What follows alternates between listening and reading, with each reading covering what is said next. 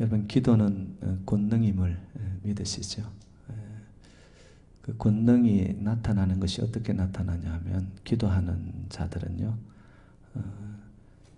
인생이 바뀌어집니다. 기도하지 않는 자, 그리고 기도하는 자, 그 운명이 바뀌어집니다.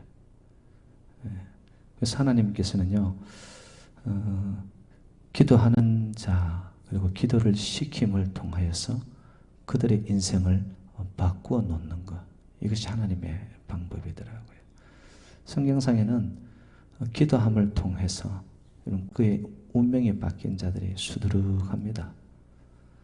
여러분, 한나 무자식해서 자식을 갖지 못함으로 인생이 얼마나 슬프고 무거웠나요? 근데 그가 성전에서 기도함을 통해 사무치도록 기도했죠. 그러니까 그에게 하나님이 사무엘을 허락하십니다. 부르짖었더니 그에게 잉태케 하여. 여러분, 진짜 불가능해 보이는 거 아니었습니까? 엘간을 통해서 얼마나 많은 여러분 잠자리를 통하고 그러한 시도를 했음에도 자식이 없었는데, 하나님 앞에 와 기도하니 하나님이 그를 어여삐 이기고 그의 심사를 하나님이 통촉하사 그 인생 운명을 바꿔놓는 거예요. 오늘 본문에도 한 사람을 만납니다. 야베스입니다. 야베스는 너무 많이들 들어오셨잖아요. 야베스의 기도라는 그 소책자가 원체 유명해가지고 야베스 하면은 모르는 사람들이 없습니다. 야베스라는 사람도 그의 인생이 기도함을 통해 가지고 삶이 완전히 바뀌어집니다. 180도로 바뀌어집니다. 여러분, 이 역대상이라는 것은요, 1장부터 9장까지가 이 이스라엘 전체 족보를 이야기합니다. 족보 이야기 나오면은 은혜가 되나요? 졸음이 오나요? 족보 이야기 나오면 은혜 받을 생각은 아예 적고 빨리 좀 넘어갔으면 좋겠다 싶은 장이거든요. 거기에 사람 이름이 한 무려 500명 정도가 나요. 발음조차도 어려운 이름 한 500명이 나타납니다. 근데 역대상 1장에서 9장 곧 딱 중간에 오늘 본문 4장 9절로 10절에 야베스라는 사람을 소개하면서는 그는 기도의 사람이었다는 것을 강조하는 거예요.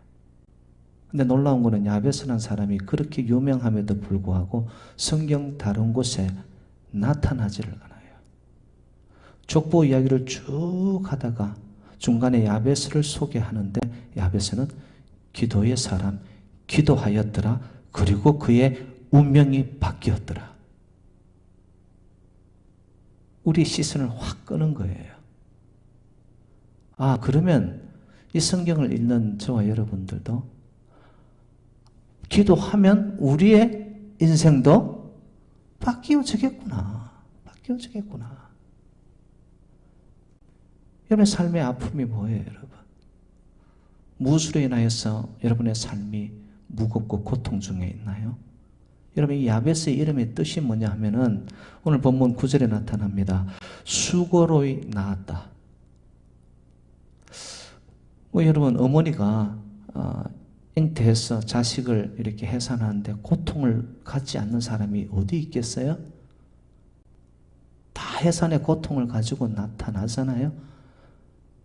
그럼에도 불구하고 그의 이름을 수고로 낳았다라고 이름을 붙일 정도라는 것은 뭐죠? 그 삶이 태어나면서부터 말 못할 끔찍한 고통을 안고 태어났다라는 거예요, 이게. 성경은 이루고는 있지 않지만 저의 상상력을 동원한다면은 아마 그의 어머니가 해산하는 가운데 세상을 떠났을 수도 있고, 아니면은 이 야베스가 태어났는데 불구로 태어났을 수도 있고. 우리 목사님은 성경에 없는 이야기 하더라. 제가 분명히 말씀드렸죠. 저의 상상력을 동원했습니다. 어디 가서 그런 이야기 하면 저는 이게 이 목회에 적어야 됩니다. 근데 얼마나 수고로 낳았은 그의 삶의 고통이 따라왔으면은 보통 우리가 이름을 지을 때는 소망을 담고 이름을 짓잖아요. 저희 이름 같은 경우는 형석입니다. 형통할 형. 이름 따라서 이름을 형통하게 되더라고요, 여러분. 감사합니다. 근데 이름에는 소망을 이렇게 담는 거 아니에요. 그죠? 예? 근데 어떻게 하면 성경에 야베스란 이름은 그렇게 수고로 나왔다, 고통이다, 고난이다, 아픔이다라고 이름을 지었을까? 그 정도로 태어나면서부터 환경적인 것이나 그의 인생은 불행이었다는 것을 강조하는 거예요. 아마 이 야베스 이런 스토리를 여러분들이 들으면서 이건 내 얘기네. 내 인생도 아픈데 나도 참 불행인데. 그래서 여러분 한국식으로 이름을 붙여본다면은 김고난, 박고통, 이고충 이런 정도. 그죠? 그 이름이 야베스란 말이에요. 박장로님 죄송합니다. 두통도 아프시고 고통이 맞는 말이에요. 예. 바깥가 고통이 많아요. 아이고, 그러면 안 되는데. 고통이고 오늘 우리 기도를 통해가지고 다 날려버립시다. 예. 하여튼, 그런 고통들이 지금 있단 말이에요. 야베스도 그런 인생으로 태어났단 말이에요.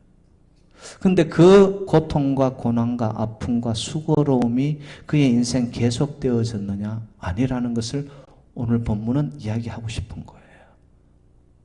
고통은 끝나고 고난은 막을 내리고 그의 인생에 하나님 앞에 부르짖고 기도를 했더니 그의 삶이 불행에서 행복으로, 슬픔에서 기쁨으로, 그의 고난은 끝이 나고 이제는 행복의 여정이 펼쳐졌더라.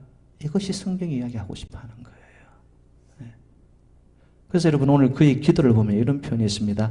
나의 지경, 이전에 성경은 지경이라고 표현하죠. 지역을 넓히시고 주의 손으로 나를 도우사 환난을 명케 하시고 그리고는 어떻게? 근심이 없게 하옵소서. 여러분 이건 우리의 기도 아니에요? 우리의 기도? 우리의 날마다의 기도가 이거 아니에요. 아버지요, 정말 내 삶의 영역이 좀 넓혀지기 원합니다. 그 지경이라는 것은 여러 가지가 있겠죠, 여러분. 물질의 축복도 있겠고, 건강의 축복도 있겠고, 관계의 관계성의 확장도 있겠고. 여러분, 저 같으면, 여러분, 목회의 터전이 좀 더 지경이 넓어지기를 원하는 거. 그거는 인지상정이란 말이에요. 사람이라면은, 더 건강하기를 원하고, 여러분, 더 복받기를 원하고,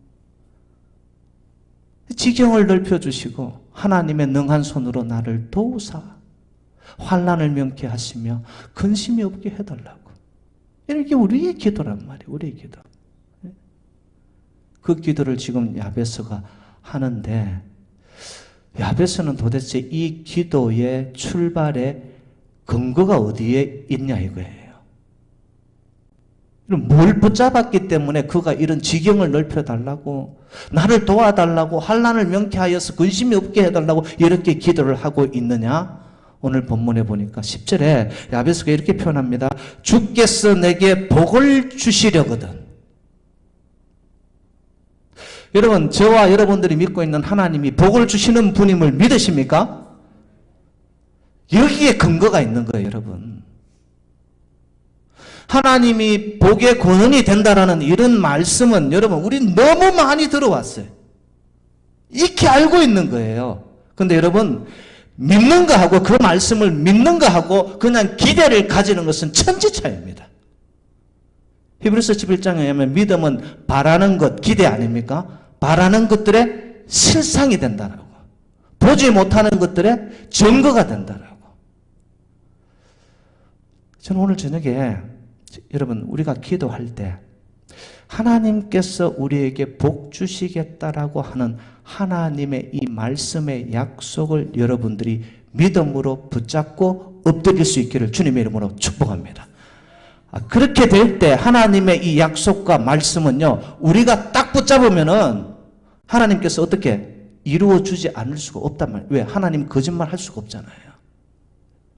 하나님의 불가능이 있다면 하나님은 거짓말을 못 하시는 분이에요. 여러분 창세기 1장 28절에 보면은 하나님께서 인간을 창조하신 후에 하나님이 가장 먼저 인간에게 하신 것이 뭐냐면 복을 주십니다. 하나님이 그들에게 복을 주시며 그들에게 이르시되 생육하고 번성하고 땅에 충만하가 땅을 정복하라. 하늘에 나는 새와 바다의 물고기와 땅 위에 있는 모든 생물을 너희들이 다스리라 이럽니다. 축복을 주신단 말이에요. 우리 하나님이 이런 하나님을 여러분 믿으세요? 우리에게 복 주시기 원하시는 하나님이란 말이죠. 근데 우리는 그분을 믿기보다는 그냥 적당하게 온라인에서 말씀으로 약속을 붙잡고 가기보다는 내 삶이 이러니 하나님 주시면 좋고요. 여러분 이건 기도가 아니라는 거예요. 그건 하나님을 잘못 믿고 있는 거예요. 잠언 10장 22절에 이런 표현이 있더라고요. 여호와께서 주시는 복은 사람을 부하게 하고 근심을 겸하여 주지 아니하시느니라. 하나님이 주는 복은 받더니만 여러분 이 세상의 복은요 다 됐다 싶은데 그 안에 보면 허무가 있어. 온전하지 못한 복이란 말이에요 이게. 근데 하나님이 주는 복은 받더니만 근심이 없는 복을 주시는 거예요.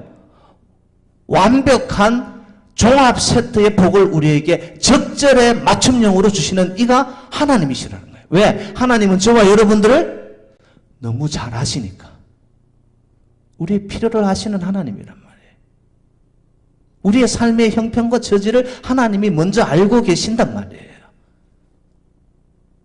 근심을 겸하여 주는 복이 아니라 우리를 부하게 하고 풍요롭게 하고 우리를 건강하게 하고 하나님의 복은 그런 복이더라는 말이에요. 여러분 이런 말씀들을 저와 여러분들이 딱 들을 때에 아멘 믿습니다. 말씀 붙잡고 가는 자가 있는가 하면 이거를 그냥 지나치는 자들이 있습니다. 그 복, 그 몫은 저와 여러분에게 달려 있어요. 하나님이 주시는 복. 오늘 본문에도 하나님이 저에게 복을 주시려면 내가 복을 주시는 하나님을 믿습니다. 그 하나님을 향하여서 야베스는 두 손 들고 그의 인생을 거는 거예요. 아버지 저의 지경을 넓혀주세요. 주님 저를 도와주세요. 주님이 저를 도우지 않으면 저는 어디에서도 살 수 없는 자입니다. 왜? 인생이 태어나면서부터 불행의 연속이었으니까. 그의 인생에는 덕지덕지 붙어있는 인생의 고난과 아픔과 시련이 너무 많았기 때문에 사람도 믿어보았겠죠. 물질도 가져보았겠죠. 그런데 그 모든 것이 한순간 와르르 넘어지며 그의 인생에 깨달음이 온 거야. 나를 도우실 이는 전능자 하나님밖에 없더라고. 환난을 명쾌하시며 아버지요 저에게 절대로 근심, 염려, 걱정, 불안이 들어오지 않고 이 근심이 사라지게 해달라고. 여러분 하나님을 믿는 자와 하나님을 적당하게 대충 기대를 가지는 자의 삶의 열매와 운명은 완전히 다릅니다. 여러분 하나님을 믿으시기를 바랍니다.